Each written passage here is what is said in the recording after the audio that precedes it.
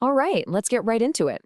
We hear it all the time, don't we? Boomers this, millennials that, Gen Z is changing everything. But what about that entire generation that seems to be kinda stuck in the shadows? The one that flies completely under the radar. Yep, today we're putting a spotlight squarely on Gen X. And it's a really important question, right? Who are these people? The ones born between the two loudest, most culturally dominant generations we've seen in a century. What actually makes them tick? I mean, this timeline really says it all. Look at that right there, from 1965 to 1980. That's Gen X, literally sandwiched between these two demographic behemoths. They are the classic middle child of modern history. And you know what? That single fact explains so much about them. So let's kick things off with their most defining feature, their invisibility. It's almost like a superpower. They are the quiet architects, the people who built so much of the world we live in and then just didn't really talk about it. And this really gets to the heart of the Gen X paradox. Just think about it for a second. The people who founded Google, Gen X. Jeff Bezos and Amazon, Gen X. They literally built the digital world we all live in. And yet, they have the smallest digital footprint. They're your managers, your senior colleagues, the ones just quietly getting the job done while everyone else is trying to get the perfect shot of their avocado toast. To really get inside their heads, though, we have to go back, way back, to their childhoods. Because for Gen X, the single biggest, most defining experience wasn't some big cultural event or a war. Nope, it was an empty house. Seriously, try to picture this. You're maybe 8, 9 years old, you get home from school, you've got the house key on a string around your neck, you let yourself in, make a snack, and that's it. You are on your own for hours. No cell phone to check in, no nanny cam, and this wasn't some rare thing. For millions of kids, this was just Tuesday. And we're not talking about a small number here. By the mid-'80s, this was happening to 7 million kids. 7 million. An entire generation learned from a super young age that you can't always count on someone else being there. You gotta rely on yourself first and foremost. In that empty house, the rules were brutally simple. If you broke a glass, you had to figure out how to clean it up. If you forgot your homework, well, that was on you. There was no buffer, no one to negotiate with. The consequences were yours and yours alone. Psychologists actually have a name for this. It's called a high contingency environment. It's a fancy way of saying your brain gets trained over and over that every action has a direct and immediate reaction. When you grow up like that, you get incredibly good at predicting outcomes and thinking 3 steps ahead. It's like a cognitive superpower that was forged in solitude. Now, this deep-seated self-reliance wasn't just shaped at home, oh no. The world outside their front door was teaching them the same hard lesson on a massive scale. Don't trust anyone.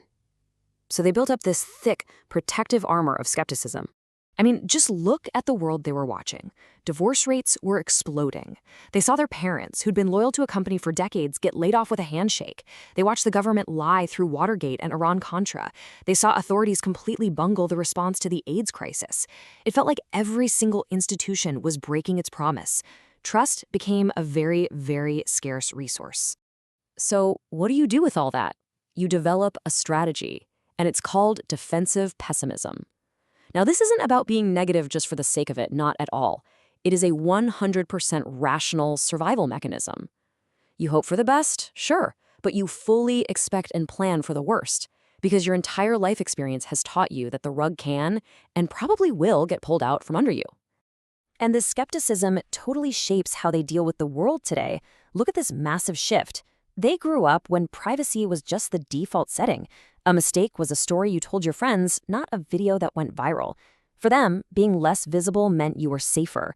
It's the polar opposite of today's influencer culture, where more visibility means more influence.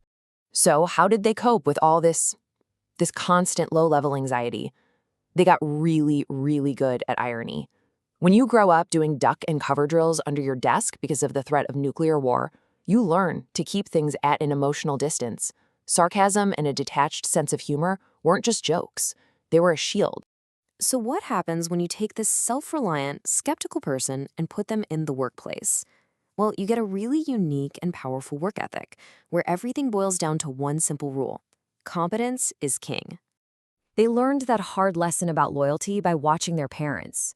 They saw that loyalty to a company was a one-way street, so the only thing you could really be loyal to was your own skill set.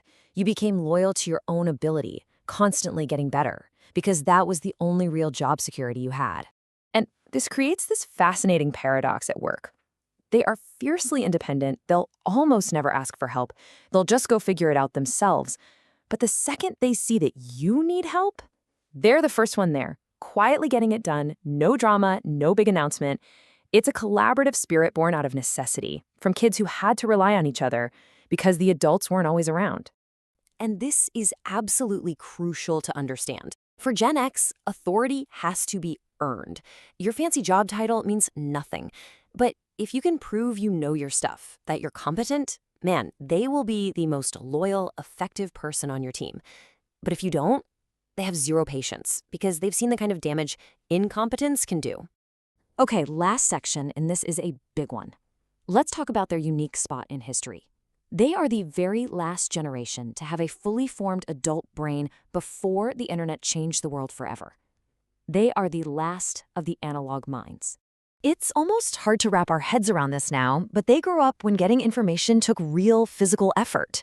You didn't just Google it, you had to go to the library. You had to search through card catalogs. You physically hunted down the knowledge. It had a cost in both time and energy. And all that effort actually did something profound to their brains. It's a principle called deeper encoding. Basically, the harder you have to work to get a piece of information, the more permanently it gets wired into your memory. It's why they often just seem to know things. And that analog mindset wasn't just about information. It was about the physical world too. When something broke, your bike, the VCR, you didn't just throw it out, you got your hands dirty. You took it apart and you figured out how it worked. It created this deep-seated belief that with a little patience and a screwdriver, you could solve the problem yourself. And when you put it all together, this is maybe the best metaphor for Gen X there is. They're the bridge. You know, bridges don't get a lot of attention. They're just there, quietly doing the essential work of holding things together, connecting the old world to the new, without expecting anything in return. Which really leaves us with a final and pretty crucial question. This generation, with their unique blend of old-school resilience and new-school fluency, won't be in the middle of things forever. They are the bridge. And it really makes you wonder, what happens to all of us when that bridge is gone?